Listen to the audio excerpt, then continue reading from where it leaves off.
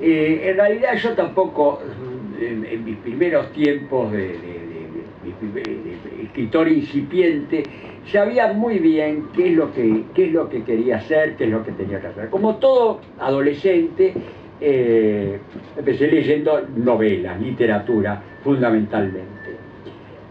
Y mis primeros libros, un poco como son ensayos bastante narrados, ¿no? Yo siempre se ha llamado la atención porque las ideas están como contadas, ¿no? La influencia de la literatura, pero eso no solamente es por mis tendencias personales hacia la literatura, sino porque además cuando yo me propuse tocar esos dos temas de los que habló Marcelo, vida cotidiana y la vida en una ciudad, me encuentro con que no habían libros de sociología sobre esos temas. Y hay que, por eso, ese libro que tuvo tanta repercusión, hay que ubicarlo en el contexto de la época. La sociología, casi como disciplina académica, recién empezaba. El libro es del 64, en la década del 60 empieza recién la disciplina como carrera académica en Buenos Aires, en la Universidad de Buenos Aires con Chino Germani. Sale mi libro con la primera generación de sociólogos académicos, que por supuesto me atacaron, porque me consideraban como un intruso en la materia. Ellos habían estudiado 5 años, se habían recibido, tenían un título y de pronto alguien escribió un libro que era un bestseller. Tampoco esos temas, aún en los países donde existía una sociología, tampoco esos temas eran temas que tuvieran prestigio académico.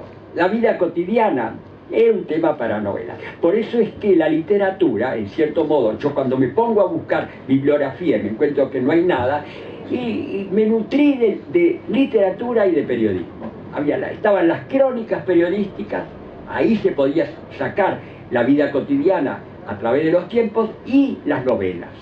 La ciudad, bueno, la novela realista y social del siglo XIX, que duró hasta las primeras décadas del XX, eran una fuente inagotable de vida cotidiana, de la cotidianidad y de las grandes ciudades, Balzac, por ejemplo, y tantos otros, los franceses, los rusos y algunos argentinos incluso.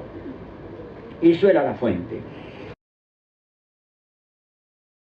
Escribía ensayos que tenían mucho de narración.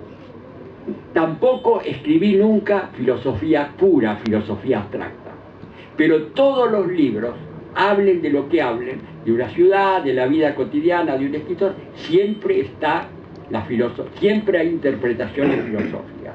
Mi primer libro llamó la atención, Martínez Estrada, porque hacía una interpretación sociológica y filosófica de un escritor, algo que no era común. Pero ya con el tiempo empecé a darme cuenta que los autores que a mí me gustaban y que han influido, los sartreanos, Sartre y toda su escuela en París, y por otro lado la escuela de Frankfurt, en realidad lo que hacían, aún sin saberlo, la escuela de Frankfurt consciente, los sartreanos no, era una sociología filosófica o una filosofía sociológica. Eso era lo que a mí siempre me había gustado, sin darme cuenta, estaba haciendo eso.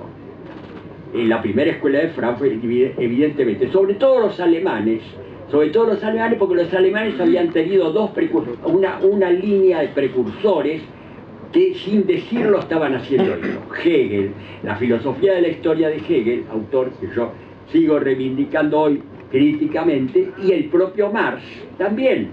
El 18 Brumario de Marx es un libro de historia, de sociología y de filosofía política. Es decir, que todos ellos habían empezado a crear ese tipo de ensayos interdisciplinarios. Ningún libro fue tan combatido como La Era del Fútbol. no, ni siquiera atacando al peronismo, lo cual que es mucho decir. Y bueno, hoy todo eso se ha llegado hasta el máximo, pero yo creo que en este momento se ha llegado al máximo de este, que no es el fútbol, sino es el telefútbol, porque la mayor parte de la gente nunca va a una cancha porque es un peligro, es decir, que es la gente que ve el fútbol por televisión. Cantidad de las mujeres, por ejemplo, no jamás hubieran ido a una cancha y hoy lo ven en televisión. Bueno, pero yo creo que ha llegado a su máximo potencia y empieza un poco, como todo lo que llega a la cima, empieza después el descenso. Me parece que un acto fundamental de los últimos tiempos ha sido multitudes en la calle, en uno de los países fundamentales del fútbol, Brasil, atacando el Mundial de Fútbol, cosa que me pareció extraordinario. Lamentablemente los argentinos no tuvimos el coraje de salir a la calle cuando ese otro gran acto de manipulación del fútbol, que fue el Mundial durante la dictadura de Videla. Eso es uno de los actos realmente más indignos de la sociedad, y no ya de las clases dirigentes, de las clases políticas, de la sociedad civil. Fue una preparación para el segundo acto indigno de la sociedad argentina cuando salió a aclamar al dictador Galtieri por esa aventura absurda y sangrienta de las Malvinas, que hoy todavía mucha gente sigue creyendo que ha sido una epopeya. El caso de Eva Perón es un caso muy curioso, porque me parece que la sociedad argentina y vos han hecho parábolas inversas. Cuando Eva Perón estaba por morirse, los antiperonistas ponían viva la muerte y bueno, viva el cáncer, y la atacaban de modo... Hoy casi ni siquiera los antiperonistas la atacan demasiado. Y bueno, la tenemos en Buenos Aires puesta como el símbolo ahí en lo que era el Ministerio de Obras Públicas antes, que ahora es el Ministerio de Acción Social, y no sé si algún partido se animará a sacarlo, esa gigantografía, en el futuro. Sí. Es muy parecido a lo que está en la Plaza de la Revolución en La Habana, ¿no? La Habana, sí. Con otros personajes, pero... y Evita está... No sé si han sabido lo que pasó últimamente en la Bienal de Venecia. La Argentina había perdido el stand de la Bienal de Venecia y después de unos cuantos años lo recuperó, con lo cual todos dijimos, bueno, qué bárbaro, una cosa que hacen bien, ¿no? Han recuperado el stand de la Bienal de Venecia. Y hicieron un concurso, un artista se presentó, una artista rosarina, Nicola Constantino, y ganó con una obra de arte, de verdad, donde ella hacía una especie de performance de Eva Perón, que tenía 4 actos esa performance. ¿Y qué hizo el gobierno nacional? Cambiarle el nombre a la performance para darle una mayor resonancia política, y como eso parecía que no bastaba, le incluyeron un 5.º acto en donde Evita vuelve a través de Néstor Kirchner, como una especie de reencarnación. Y bueno, a tal punto fue el escándalo que la propia artista Nicola Constantino fue y puso un cartel en ese 5.º acto diciendo que ella entendía que ese 5.º acto era innecesario, que ella no tenía nada que ver con eso.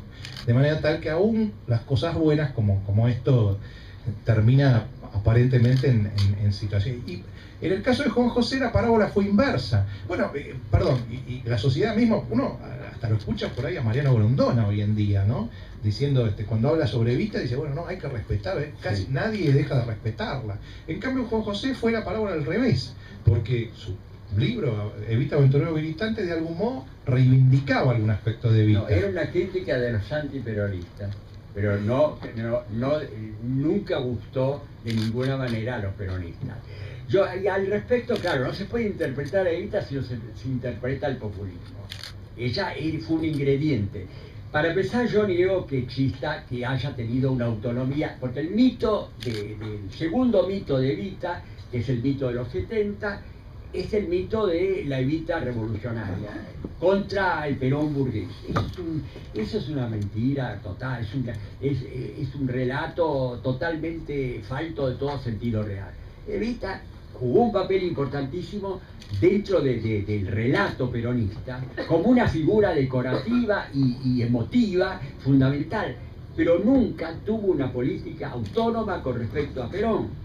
Porque la prueba está que cuando quiso ser vicepresidenta, con todo el poder que tenía y con todo el apoyo de la CGT, Perón dijo no y no fue, decididamente. Y ahí también está, acá dentro de la interpretación del fenómeno que yo creo que es esencial para entender la Argentina de los últimos 50 años o un poco más tal vez, que es el populismo. Es un elemento típico del populismo, el elemento jacobino que da la apariencia de una revolución, utilizado por supuesto también por el kirchnerismo, ¿no? El relato revolucionario de una realidad que no tiene nada de revolucionaria. La clave me la dio el estudio de ese fenómeno tan típico que ha sido muy estudiado desde el siglo XIX del bonapartismo, llamado así por Marx, autor hoy tan despreciado, pero que hay que leer muchas cosas. En el 18 Brumario él elabora una categoría política que es basado en el personaje Napoleón III. Entre paréntesis, nuestra presidenta, que le gusta permanentemente hacer citas eruditas y se equivoca siempre porque no ha leído, las conoce de tercera mano, habló del bonapartismo hace poco y dijo que era Napoleón Bonaparte. No era Napoleón, es Napoleón III, el sobrino de Napoleón Bonaparte. Bueno, bonapartismo es un régimen autoritario y aún dictatorial, porque después terminó siendo una dictadura, apoyado por las masas, fenómeno totalmente novedoso en la historia.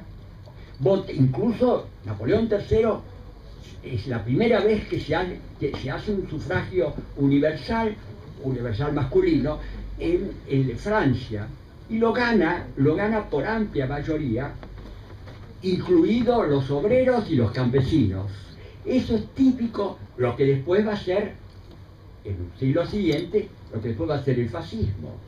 Porque no nos olvidemos, el fascismo es una forma extrema, radical del bonapartismo. No nos olvidemos, mucha gente no sabe que Hitler subió al poder. ¿Creen que Hitler subió como un golpe de Estado? Hitler subió al poder mediante métodos impecablemente democráticos. Fue nombrado en la República de Weimar por el presidente. Primero llegó a ser primera minoría del Congreso por el voto de la gente, después fue nombrado por el presidente de la República de Weimar, el canciller, y cuando muere el presidente, él llama a un plebiscito con voto secreto, de tal manera que cualquiera podía votar por quien quisiera, no había peligro de que lo mataran, y sacó el 85% de los votos de los alemanes. La sociedad civil alemana es responsable del nazismo, del mismo modo que la sociedad argentina es responsable de 50 años de populismo. Eso es indiscutible. Hasta las dictaduras han sido apoyadas por la sociedad civil argentina por buena parte de la mayoría.